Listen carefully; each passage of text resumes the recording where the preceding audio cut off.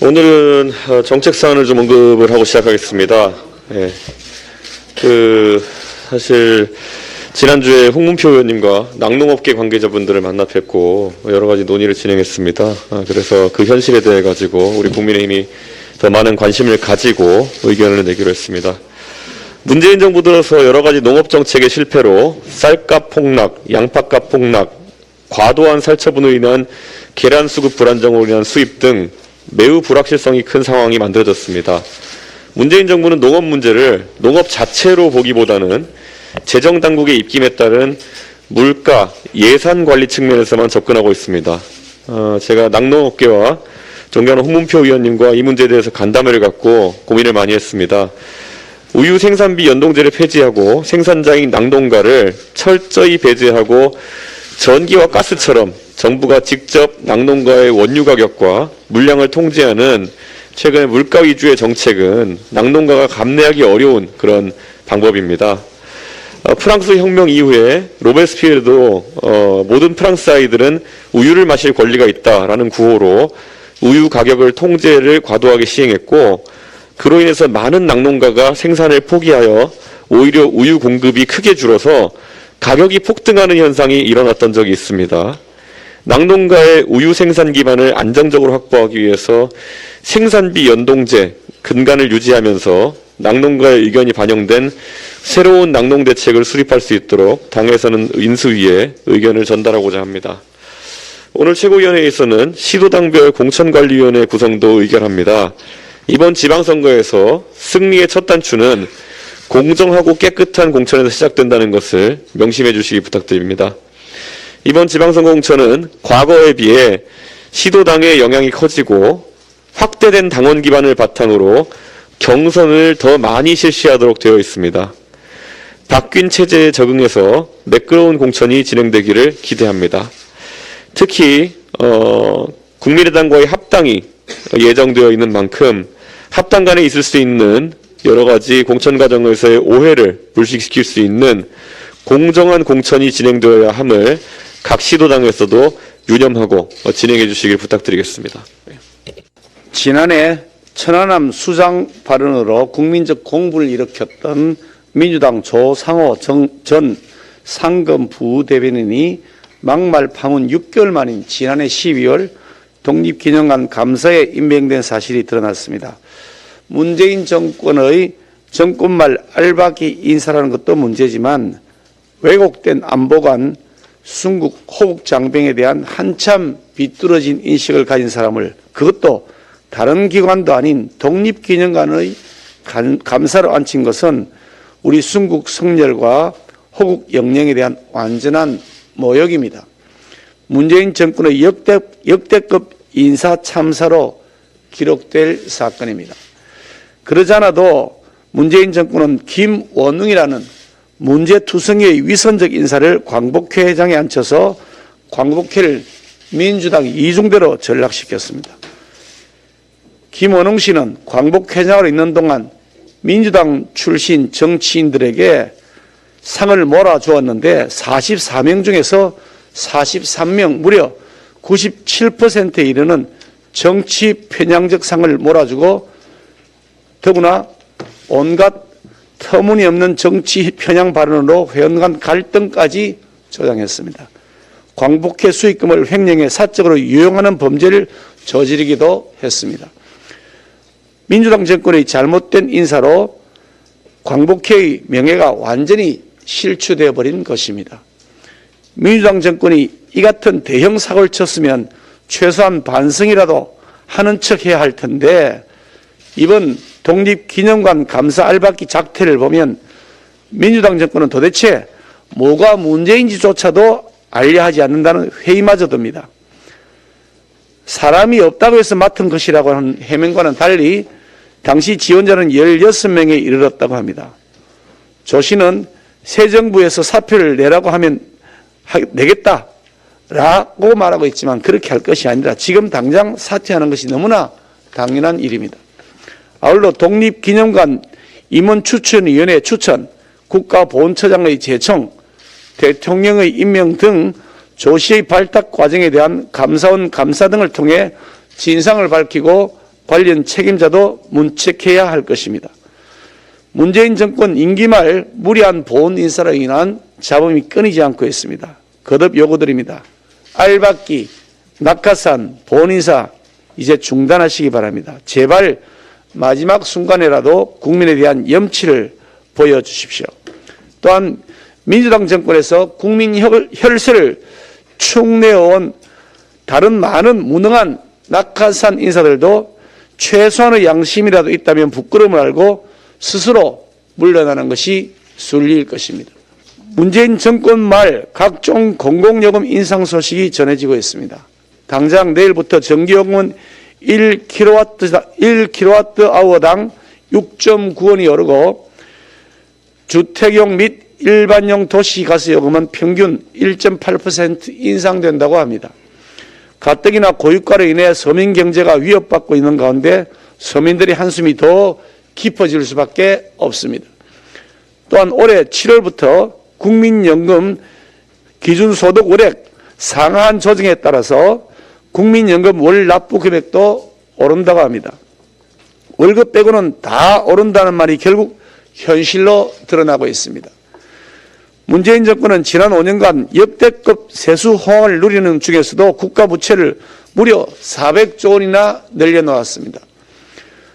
소득 주도 성장이라는 잘못된 경제 정책을 고집하고 탈원전을 무리하게 밀어붙이는 등 무능과 아집의 결과물입니다.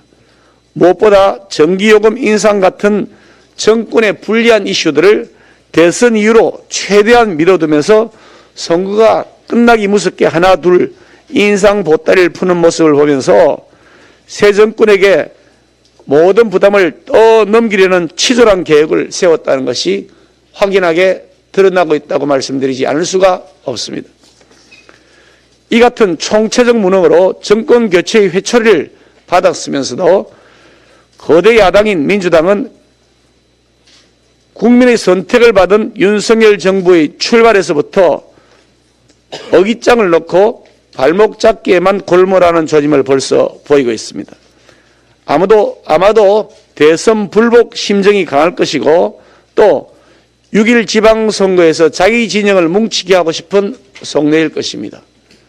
아울러 민주당 내에 불붙어 있는 이재명계, 친문계, 이낙연계 사이의 주도권을 둘러싼 계파 갈등을 외부에 노출시키지 않으려고 일부러 외부의 적을 설정한 다음 외부 전선을 형성하려는 의도도 엿보입니다. 하지만 새 정부의 순조로운 출발을 가로막고 반대를 계속하다가는 민심의 호된 회초리를 더 세게 맞게 될 것임을 잊지 마시기 바랍니다. 절대 다수 국회의석을 흉기로 악용하려는 거대 야당이 아무리 길을 가로막아 서더라도 우리 국민의힘과 윤석열 정부는 오직 국민만을 믿고 더 낮은 자세로 뚜벅뚜벅 국민과의 약속 지키기에 올인하도록 할 것입니다.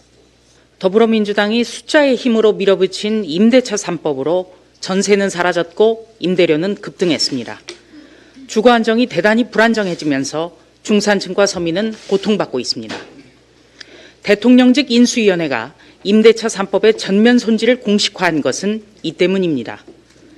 전세 기간을 3년으로 늘리는 방안, 착한 임대인에 대한 인센티브, 등록 임대사업자 제도 부활 등 다양한 방안이 검토되고 있습니다. 잘못된 정책은 하루라도 빨리 손질해야 합니다. 문제점을 알면서도 못 고친다고 버티는 것은 미련한 것이자 국민을 우습게 여기는 것입니다. 28차례나 계속된 문재인 정부의 부동산 실험이 모두 실패하면서 부동산 민심은 분노했고 정권 교체로 이어졌습니다.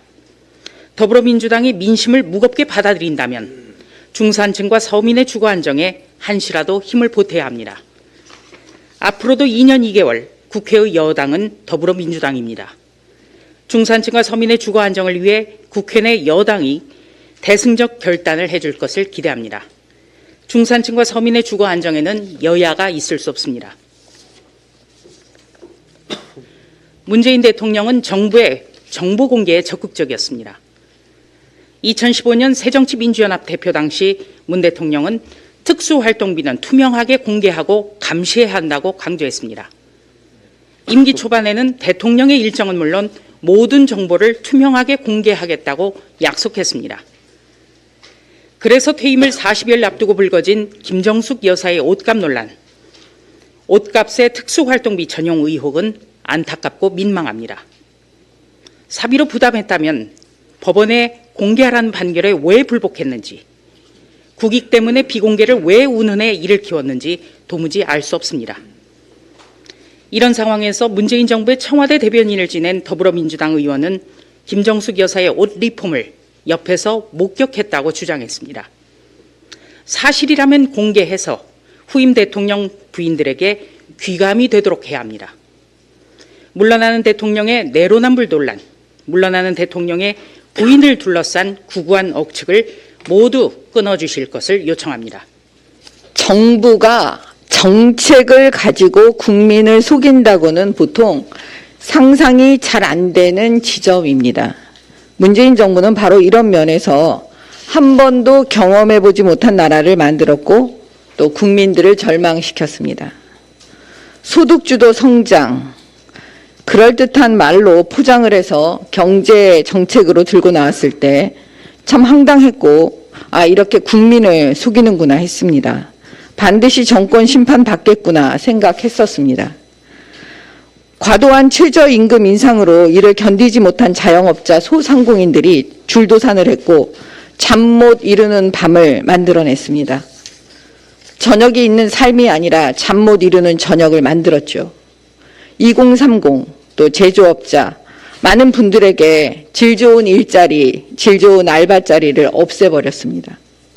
또한 아이를 키우는 일하는 엄마들에게 육아 도우미, 아이 돌보미 비용을 감당할 수 없게 만들어 아이를 더는 낳을 수 없겠구나 하는 탄식 나오게 했습니다. 이래놓고는 출산 장려 정책을 입에 담을 수 있겠습니까? 이래놓고는 여성을 위한다고 할 수 있겠습니까? 매년 100조 원씩 빚을 내서 국가 부채 1000조 원 시대를 만든 사람들입니다. 그 부작용을 알고 있었으면서도 세금으로 땜빵 처리하면서 국민을 지속적으로 속였습니다. 최근에 바로 이 문재인 정부, 이 대통령 직속 소득주도 성장 특위가 자기들끼리 모여서 토론회 열고는 소주성 파이팅을 외쳤답니다. 결코 포기할 수 없는 정책이라고까지 말을 했답니다. 참 이해가 안 가는 사람들입니다. 바로 이렇기 때문에 새로운 정부가, 윤석열 정부가 정상적이고 상식적인 경제정책을 국민들께 선보여야 하는 이유가 바로 여기에 있는 겁니다. 과도한 최저임금을 어떻게 정상적으로 돌려놓을 수 있을지 그 방안을 반드시 만들어내야 됩니다. 일자리 정책, 출산 정책의 시작점은 바로 여기에 있기 때문입니다. 이상입니다. 대통령 선거가 20여일이 지났습니다. 문재인 정권에서 행했던 비상식적인 것들을 인수위에서 상식적으로 되돌리고 있지만 아직도 복구해야 할 것들이 많습니다. 역대 최악의 부실 선거로 선거 관리를 사실상 방치했던 노정희 중앙선거관리위원장께서 아직도 뻔뻔하게 자리를 탐하고 있다는 것이 이를 방증합니다. 민주주의를 훼손하고 헌법 정신을 파괴한 노 위원장은 그 자체로도 문제지만 지방선거를 앞두고 선관위의 신뢰를 무너뜨렸다는 것에서도 큰 문제입니다. 노 위원장은 도대체 무슨 염치로 자리만 탐하는 것입니까? 분노는 왜 국민의 몫이어야 합니까? 노 위원장 존재만으로 국민 역정을 유발시키고 있다는 점을 인지하십시오.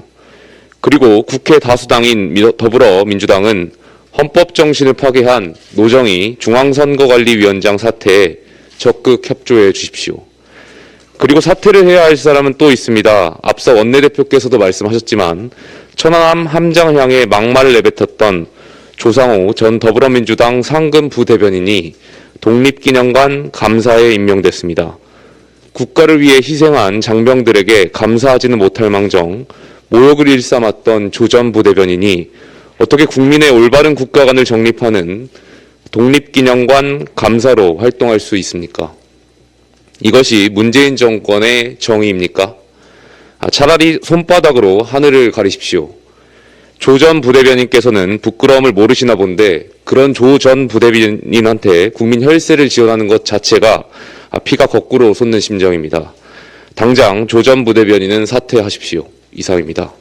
문재인 정부가 그저께 국무회의를 열어 내년도 예산안 편성 지침을 의결했습니다. 한마디로 우리는 나라 돈을 흥청망청 펑펑 썼는데 이제 곳간이 비었으니 차기 정부는 허리띠를 졸라매고 알뜰 살림을 해야 한다는 것입니다. 사실상 윤석열 정부의 첫 예산이 될 내년도 예산안 편성을 앞두고 고강도 지출 구조 조정을 예고한 것입니다. 그런데 내년도 예산안 편성 지침이 인수위와 사전 협의를 통해 결정된 것이라고는 하나 지난 5년간 문재인 정부의 무책임하고 방만했던 재정 정책을 되돌아볼 때 만시지탄을 금할 수가 없습니다. 나라 곳간이 비었는데도 초과세수 운운하면서 선거 앞두고 무차별하게 현금을 살포하더니 차기 정부가 출범하기도 전에 1천조 원 넘는 국가부채를 떠넘기며 지속 가능한 재정이 필요하다는 이야기를 하는 후한무치, 뻔뻔함의 극치라 비판하지 아니할 수 없습니다. 어디 그뿐입니까? 지방선거를 목전에 둔 이 시점에 문재인 정부는 탈원전 청구서가 날아왔다는 국민적 비판이 두려워서 전기료 폭탄도 차기 정부에 떠넘기려 하고 있습니다. 우크라이나 사태 등으로 발전 원료 가격이 크게 뛰었는데도 전기 요금에 반영되지 못하도록 정부가 막은 것입니다. 문재인 정부가 2020년에 도입한 제도가 바로 연료비 연동제입니다. 그런데 이번에도 정치 논리를 앞세워 무력화시켜버렸습니다. 탈원전의 신재생 에너지 확대로 한전의 적자는 눈덩이처럼 불어나고 있습니다. 문 정부 출범 첫 해 109조 원이던 부채는 작년 말 146조 원으로 늘었습니다. 임기를 40일 남긴 문재인 정부가 차기 정부의 숙제를 자꾸 떠넘기고 있지만 더 이상 나무라지 않겠습니다. 우리 국민의힘이 비판하기 이전에 이미 국민들께서 이 정권의 심판의 회초리를 치셨고 윤석열 정부의 탄생의 이유이기 때문입니다. 이제 우리가 해야 할 일은 그래서 앞으로 어떻게 할 것인가입니다. 어디까지 해야 될지 어디부터 시작해야 될지 고민 중에 있습니다만 국민의힘은 분명히 약속드립니다. 국민께 현재 상황을 솔직히 말씀드리고 때로는 양해를 구해가면서 잘못된 정책을 차근차근 올바르게 고쳐나가겠습니다. 천리길도 한 걸음부터라는 속담처럼 하나하나 바로 잡아나가겠습니다.